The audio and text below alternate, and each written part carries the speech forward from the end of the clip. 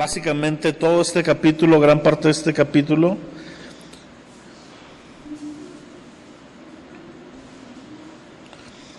Lo vamos a ir viendo y lo vamos a ir desglosando. Y a mí me gusta mucho este mensaje. Es un mensaje que en repetidas ocasiones comparto. Y yo creo que esta historia en particular fue el primer pasaje que prediqué alguna vez en una reunión de jóvenes. Entonces por eso me gusta mucho también. Sí, desde el capítulo 9 completito, desde el 1 en adelante. Y bueno, como conocen la historia, ¿verdad? Hemos ido viendo la historia. Samuel, el pueblo de Israel, perdió el arca. Y de repente el pueblo de Israel, poquito antes del 9, el pueblo de Israel comienza a pedir un rey. El pueblo de Israel se junta con el profeta Samuel y le dicen a Samuel: oye Samuel, nosotros queremos, igual que las demás naciones, queremos tener un rey. Ellos no tenían rey, Israel no tenía rey en ese momento. De hecho, el libro de Jueces tiene una frase que cualquier parecido con la actualidad, pero esa frase dice, continuamente se repite, dice: en aquel entonces no había rey sobre Israel y cada quien hacía lo que bien le parecía. Se echaron un verso y sin esfuerzo. Básicamente, cada quien hacía lo que le daba la gana porque no había un reinado.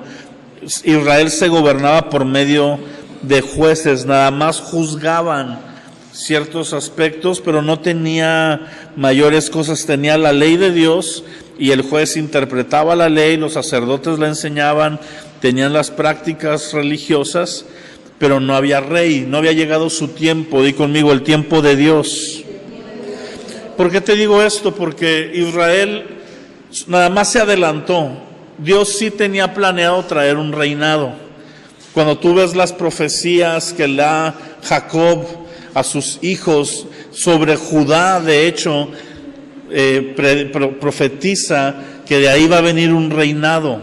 Y en la ley de Dios dice: cuando haya rey sobre ustedes, y da indicaciones de cómo seguirlo. Es decir, estaba en el plan de Dios que tuvieran un rey, pero no había llegado el tiempo de que tuvieran un rey. Y ahí podemos ver el primer punto del mensaje, la primera parte, ¿verdad? Aún en la previa, porque no es todavía el meollo que vamos a ver hoy. Pero ¿cuántas veces nosotros podemos entrar en situaciones complicadas en nuestra vida por adelantarnos a cosas que Dios sí tiene para nosotros, pero que no son los tiempos indicados? Y tenemos que aprender a discernir los tiempos, a saber cuándo son los tiempos de Dios y cuándo son mis tiempos. Y entonces Israel se junta con Samuel, y Samuel se enoja, pero va y consulta a Dios, y Dios les dice: dales un rey, dáselos, y no te preocupes, no te han desechado a ti, me han desechado a mí. Y nace entonces esta figura, y vamos a ver cómo Saúl es aquel que es elegido como primer rey de Israel. Dice: había un hombre, un varón de Benjamín, hombre valeroso, al cual se llamaba Cis, hijo de Abiel, hijo de Seror, hijo de Becorat, hijo de Afía, hijo de un benjamita. O sea, era de la tribu de Benjamín. Tenía él un hijo que se llamaba Saúl, joven y hermoso entre los hijos de Israel. No había otro más hermoso que él, hombros arriba, sobrepasaba a cualquiera del pueblo. En apariencia Saúl se ve bien, pero acuérdate lo que Dios le dice precisamente a Samuel más adelante cuando van a escoger a David, que le dice: no escojas según las apariencias, porque yo no me fijo en lo que se fija el hombre, yo me fijo en el corazón. Así que las apariencias de Saúl parecían correctas.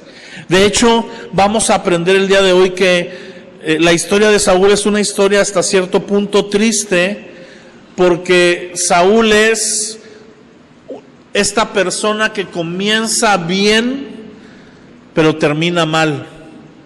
¿Has conocido personas así?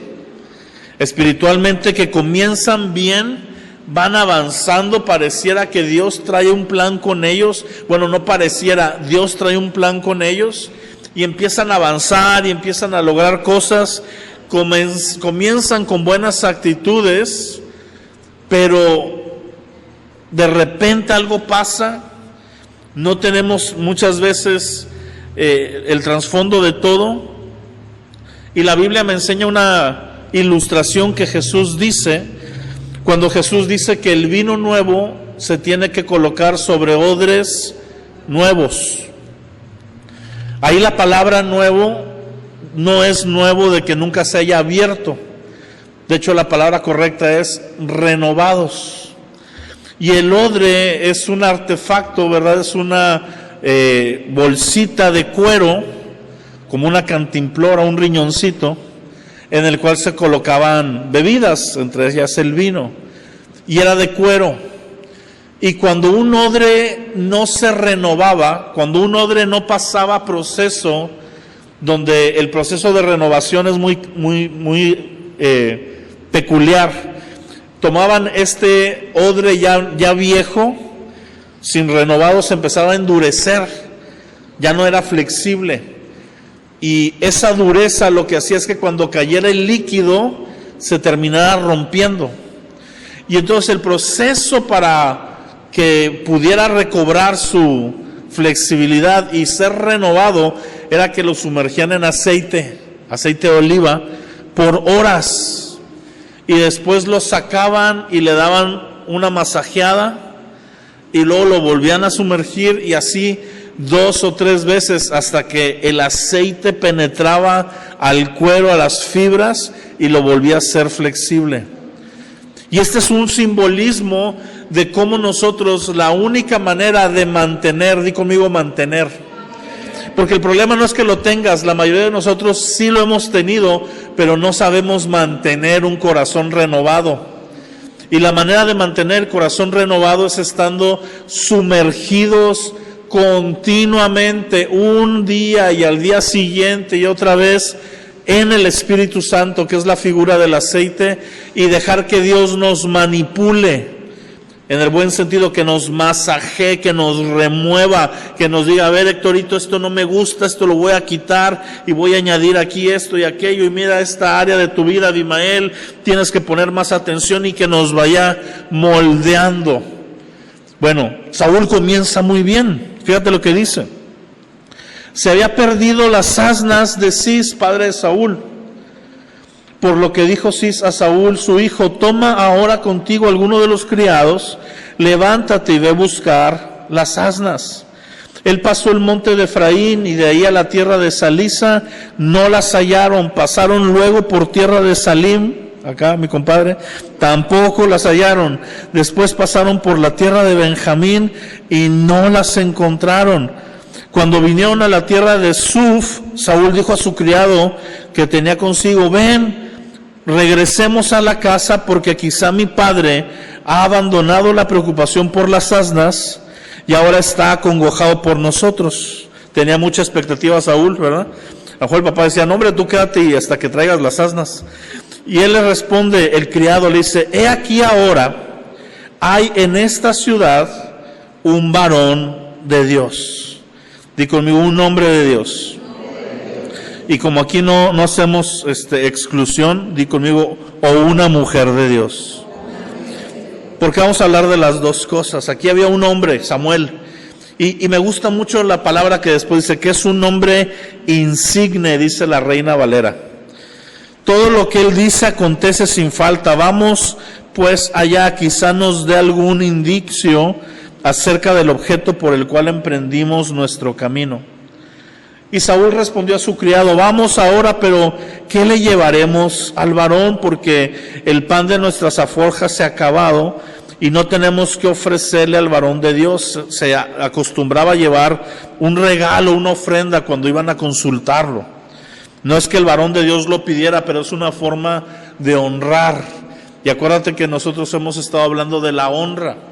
Cuando tú honras, tú recibes recompensa. ¿Te acuerdas de eso? Sí, la honra, dice Dios, yo honro a quienes me honran. Entonces, cuando se honraba a un profeta, pues el profeta tenía bien a bendecirte y darte un indicio de la consulta que traías. El criado dice, no se preocupe, aquí se halla en mi mano la cuarta parte de un ciclo de plata. Esto daré al varón de Dios para que nos declare nuestro camino. Ahí comienza la historia. Y el tema de hoy le puse, ¿qué estamos buscando? ¿Cómo se llama? ¿Qué estamos buscando? Porque esta historia comienza y va a llegar un clímax y vamos a llegar a lo que Dios tiene para Saúl. Y la vida de Saúl cambia de un día a otro, de un momento a otro. Tiene un propósito, tiene una bendición, tiene un plan. Sus expectativas crecen, la visión se amplía porque comenzó buscando algo. Él salió a buscar unas asnas. Al papá se le pierden unas asnas y manda a Saúl. Y por eso te digo que Saúl es una persona con un corazón que inicia bien. Porque lo primero que vemos es que Saúl presenta principios de obediencia. Saúl va y busca las asnas. Saúl bien le pudo haber dicho a su papá, no hombre papá, manda 2 o 3 criados. ¿Para qué me mandas a mí?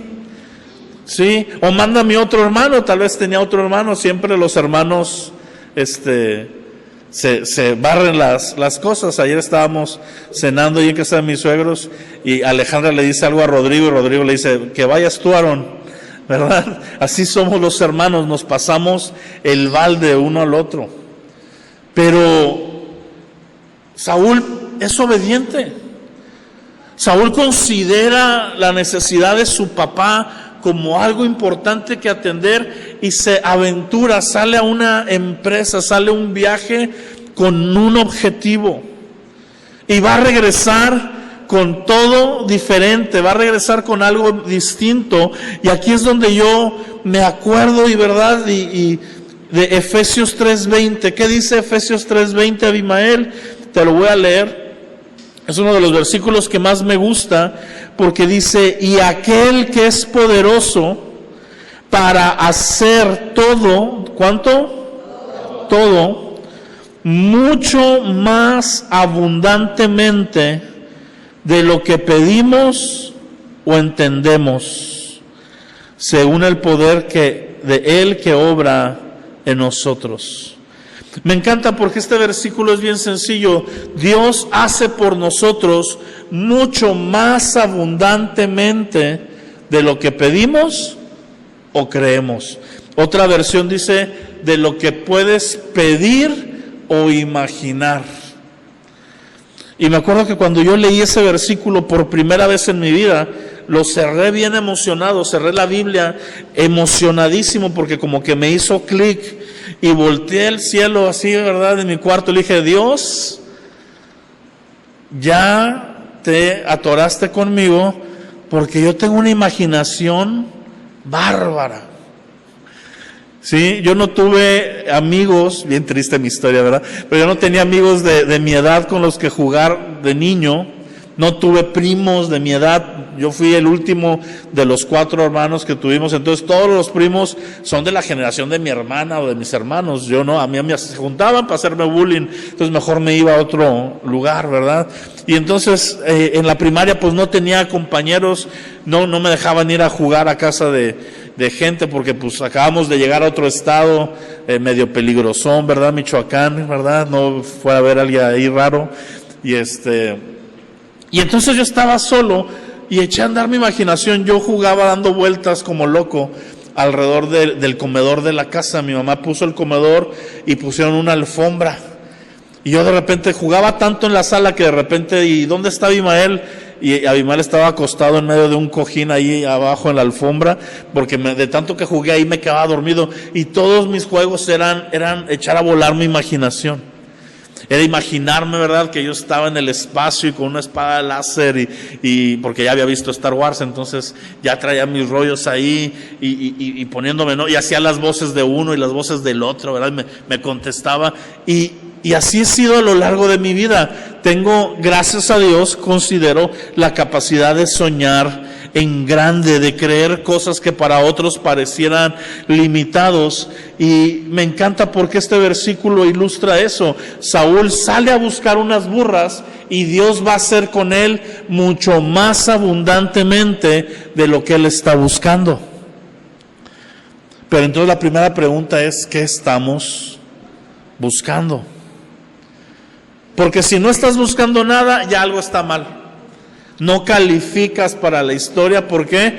Porque dice que Él va a hacer más abundantemente de dos cosas: lo que pides o lo que crees. Si no pides y no crees, ¿con qué material trabaja Dios para hacer más abundantemente?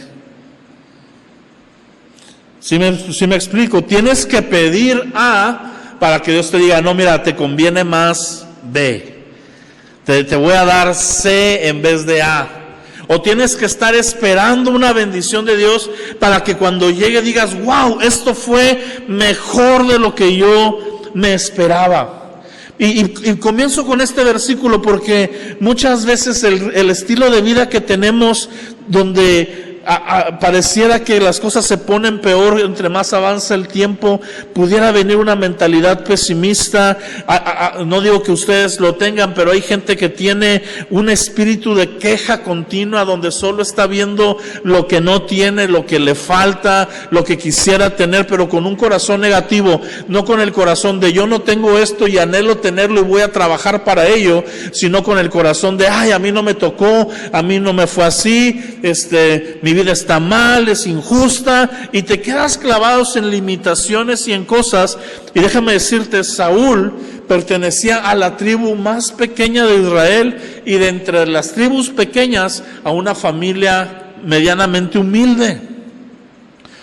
Saúl no tenía historia, Saúl no tenía realeza. Saúl empieza su historia de realeza al embarcarse en una búsqueda por unas asnas. Pero estaba buscando algo. ¿Por qué buscas a Dios? Esa sería la pregunta segunda que yo me haría hoy. Vamos a decir que tu respuesta es, estoy buscando a Dios. Bueno, ¿por qué? ¿Por qué buscamos a Dios? Porque a veces buscamos a Dios con las motivaciones equivocadas. A veces buscamos a Dios como si fuera el genio de la lámpara al cual vamos a llegar, frotar, ¿verdad? Ahí 2, 3 veces nuestra Biblia, y entonces le vamos a pedir y nos va a empezar a dar cosas para nuestra vida. Y déjame decirte, no es que Dios no te quiera dar cosas, pero Dios prefiere darte destino y propósito antes que bienes y valores. Porque el propósito y el destino, cuando los alcances, tendrás todo aquello que necesitas. Dios, cuando te da una visión, te da todo lo que necesitas. Por eso se llama, cuando Dios te da algo, ¿cómo se le llama eso? Provisión. Porque es en pro de una visión. ¿Sí me entiendes? Dios provee para que cumplas visiones y planes que Él tiene. Acompáñame al Salmo 40, quiero leer un poquito este salmo.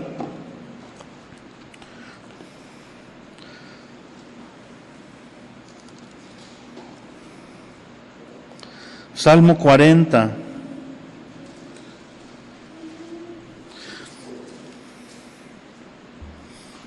Porque habla de esta misma expectativa que yo quiero que generemos, de esperar de Dios cosas no solo buenas, sino cosas muy buenas. Y déjame decirte una cosa, la mayoría de nosotros ahorita ya estamos disfrutando de cosas que antes esperábamos tener y no teníamos. Pero ya se nos olvidó. Ya se nos olvidó que antes no las teníamos y ahora las tenemos. Y ahora las vemos cotidiano. ¿Sabes que el enemigo de la honra no es la deshonra? No es lo opuesto. Lo opuesto de la honra es lo común. Es tratar las cosas como algo común. Dijo un pastor en una ocasión, que fue mi maestro, dice, la familiaridad es el enemigo de la honra, porque se nos hace habitual, se nos hace familiar tener lo que tenemos. Te subes al carro y lo arrancas, y cuando te acuerdas de que tu carro no está mal, cuando te falla, y te enojas, pero no te pones a pensar que hay mucha gente que no tiene un carro, y tú tienes un carro que te está fallando, pero porque tienes un carro.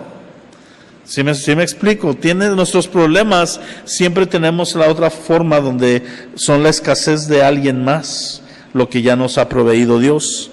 Y el salmista dice de esta manera, dice, pacientemente, no se parece a nadie de nosotros, todos somos bien desesperados, pero dice, pacientemente esperé al Señor. ¿Cuál es la clave para obtener las cosas que Dios quiere darnos? La paciencia. Pero no es una paciencia floja. No es estar de flojo, rascándose la panza, acostado, diciendo, aquí esperaré a que Dios me bendiga. Es la paciencia activa. Yo hago cosas para lograr lo que Dios quiere que me dé, y en el proceso esperaré. Pero voy a trabajar, me voy a esforzar, me voy a levantar temprano, voy a buscar trabajo, voy a abrir este emprendimiento. Y si este emprendimiento no pega, pega este otro. Y si este no pega, pega este otro. Y voy a estar pacientemente esperando el momento, pero mientras, en esa paciencia voy a trabajar. Se inclinó a mí y oyó mi clamor, me hizo sacar del pozo de la desesperación, del lodo cenagoso, y puso mis pies sobre la peña y enderezó mis pasos. Puso luego en mi boca un cántico nuevo, alabanza a nuestro Dios. Wow. Esto es lo que viene el Señor a hacer a nuestra vida. Ahora pásate al versículo 5. Has aumentado, oh Señor Dios mío, tus maravillas, tus pensamientos para con nosotros. No es posible contarlos ante ti. Si yo anunciare y hablare de ellos, no pueden ser enumerados. La bendición que Dios quiere traer a nuestra vida, mis amados, es ese tipo de bendición donde tú dices, no alcanzaría de escribir en una lista todas las bondades que tienes conmigo, Señor. Has aumentado, oh Dios, tus maravillas y tus pensamientos para con nosotros. La historia, no me voy a meter a leerla ya más en versículos, pero termina de leerla. La historia es muy padre. Llega Saúl a donde está Samuel sin saber que es Samuel. Y llega y le pregunta, oye, ¿dónde está la casa de aquel hombre que vienen y consultan? Traigo un asunto. Y le dice, mira, allá está. Yo te acompaño porque yo soy. Y él, órale. Y le dice, te ruego que te quedes conmigo hasta mañana, que vamos a tener una cena y quiero invitarte, eres mi invitado de honor para la cena. Y le contesta, antes de que Saúl le pregunte cualquier cosa, le dice, y por las asnas que anda buscando tu padre, ni te apures, ya las encontraron. Sin que él le conteste, le cuente a Samuel, ¿para qué lo fue a buscar?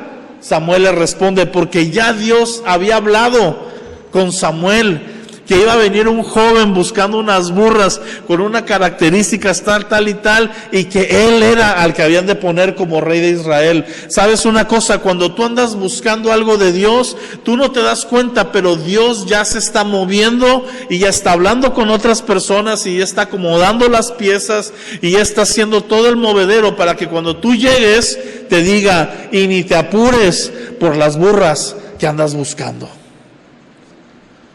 Qué increíble esto. Saúl llega buscando unas burras y termina invitado al banquete más especial de todo Israel. Iban a ofrecer el sacrificio y Samuel lo va y lo sienta. Y esta parte sí la quiero leer directamente de la palabra. Déjame te digo ahorita el versículo.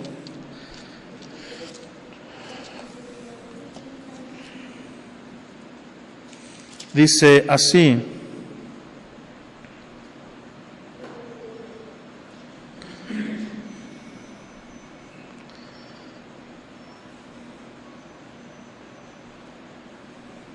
en el 22, dice: entonces Samuel tomó a Saúl y a su criado y los introdujo a la sala y les dio el lugar a la cabecera de los convidados, que eran unos 30 hombres. Y Samuel le dijo al cocinero: trae para acá la porción que te di, la cual te dije que guardaras aparte.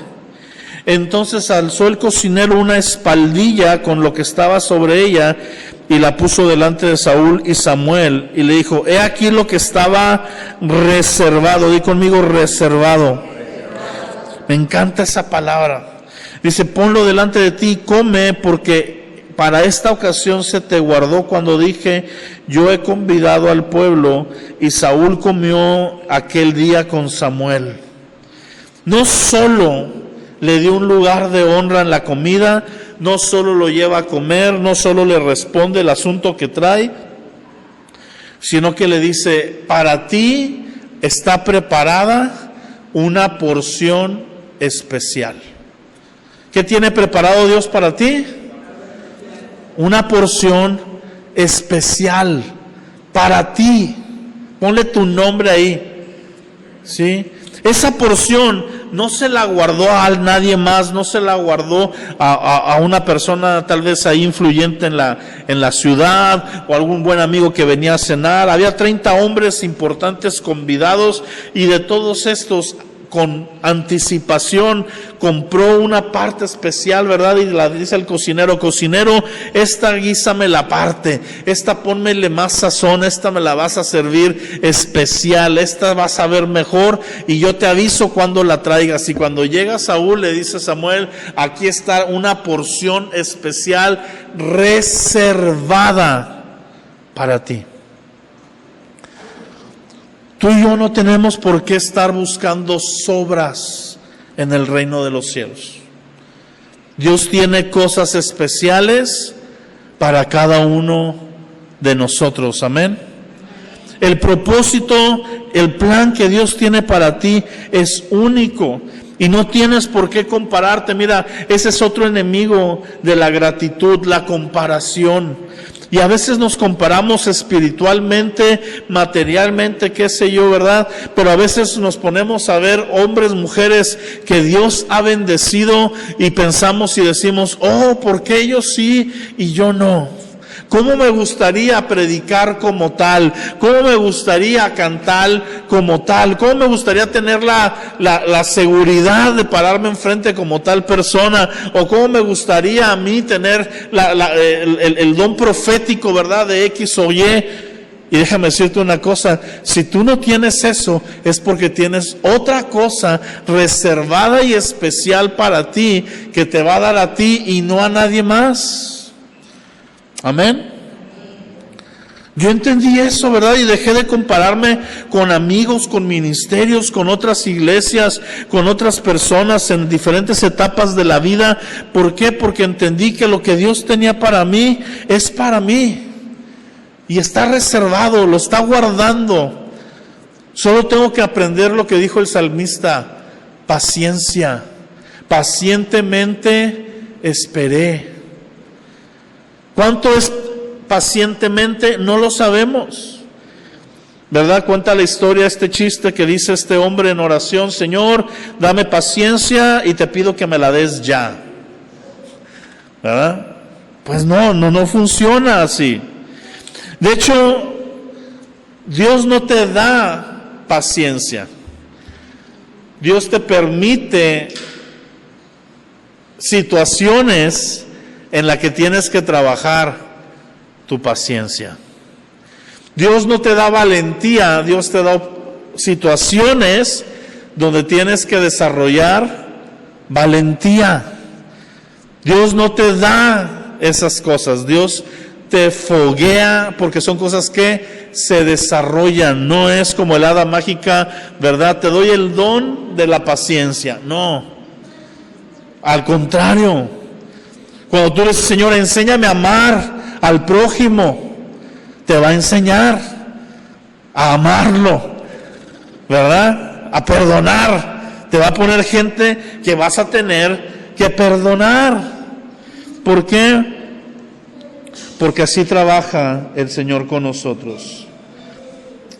El Señor trabaja de una manera tan hermosa que cuando Saúl pudo pensar que esto era todo, le dice: mira, vete a dormir y mañana antes de que te vayas voy a platicar contigo y te voy a decir realmente por lo que estás aquí. Todo esto que hemos hablado era puro bono, puro pilón. Al día siguiente en la mañana se levanta Saúl y cuando van a salir le dice a Saúl, a su siervo, le dice: dile que se adelante porque lo que voy a hablar es directamente contigo. Y Samuel pone la mano sobre Saúl y lo unge con aceite y empieza a decirle que él va a ser el rey de Israel. Que a él lo está colocando, que Dios lo movió a través de esas búsquedas de esas asnas para que llegara delante de él y poder escogerlo. Y cuando Saúl escucha esto, Saúl dice: pero ¿cómo si soy de los más pequeños? Y cuando Samuel junta a todo el pueblo para convocar y enseñar a Saúl, ¿sabes dónde estaba Saúl? Escondido entre unas maletas. Tenía pánico escénico. No quería pasar. Ya cuando lo va a presentar Samuel, que dice: este va a ser, primero le dijo Saúl y luego lo presentó al pueblo. Y vemos que Saúl tenía un corazón correcto. Saúl tenía un corazón humilde. Saúl hasta tenía miedo. Y con esto termino, que fue con lo que más o menos empecé también. Porque si tú y yo no aprendemos a tener un corazón continuamente flexible delante de Dios, nos puede pasar lo que le pasó a Saúl. Saúl comenzó con humildad, comenzó con obediencia. ¿Con qué comenzó? ¿Y por qué fue desechado? Por desobediente. Obedeció a su papá, pero no pudo obedecer a Dios en una orden que le dio. ¿Y por qué Saúl no obedeció a Dios? ¿Por rebelde, por testarudo? No, porque pensó tener una mejor idea. Cuando Dios le dice: ve y deshaz toda esta ciudad que se ha levantado en contra mía, no dejes animales, no dejes nada, Saúl regresa y perdona lo mejor del ganado y viene y lo disfraza de espiritualidad. Samuel viene enojado y le dice: ¿por qué hiciste esto? Y Saúl le dice: ¿para qué se desperdician esas ovejitas? Mejor se las entregamos a Dios. Y Samuel le dice: locamente has hecho,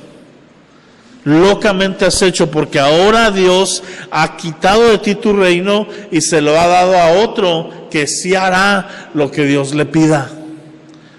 Y aquel hombre que no se quería mostrar delante de la gente porque se creía pequeño para ser rey, ¿sabes qué le contesta a Samuel? Le dice: no hay problema, pero tú sigue diciéndole a la gente que yo soy rey. No importa que Dios me lo quite, a mí no me preocupa Dios. Mira, déjame que la gente me siga, de aquí a que me muera, me siga reconociendo. ¿En qué momento pasó Saúl de ser un joven obediente y humilde a ser un viejo amargado y alzado? ¿En qué momento? No lo sabemos. Lo que sí sabemos es porque fue, porque su corazón no estaba cerca de Dios. Esa fue la raíz. David la regó peor que Saúl. Para mí lo que hizo David es peor que lo que hizo Saúl. David se mete con la esposa del vecino y luego mata al vecino. O sea, un caso ahí de un libro si quieres. Pero cuando David le dice a Salomón, cuando Dios le habla a Salomón para que él ocupe el reino, le dice unas palabras que uno pensaría: bueno, Dios, ¿qué onda? Dios le dice a Salomón: anda delante de mí y sé perfecto como lo fue David tu padre. Y uno dice: a ver, Dios, espérame, ¿no leíste? ¿Te saltaste esta historia de la Biblia o qué, Dios? Y no, porque el problema nunca ha estado en lo que hacemos, está en nuestro corazón. Y David se equivocó, pero cuando vino un profeta con David y le dijo: David, ¿te la bañaste? David dijo: quítenme todo, pero no me quiten la presencia de Dios. Quítenme el reino, quítenme las posesiones, quítenme los lujos, quítenme la fama, pero no quites de mí tu Santo Espíritu. Esa fue la gran diferencia. Errores los dos tuvieron, pero David mantuvo un corazón apasionado para Dios. Así que yo te puedo decir una cosa, te lo garantizo, te lo puedo firmar por escrito. Lo que tú andes buscando, Dios va a hacer mejor que eso, en el área que sea. Dios te va a dar mejor que lo que tú estás buscando. Pero ese no es el problema. El problema es: mantén tu corazón de la manera correcta para cuando eso que venga, no te eche a perder. La bendición muchas veces Dios la retarda para no echarnos a perder, porque ve que somos odres que no estamos capacitados. Amén. Así que muchas veces el que está retardando lo que viene no es el diablo. Tú andas reprendiendo al diablo y atando y desatando, ¿verdad? No, a veces es nosotros mismos.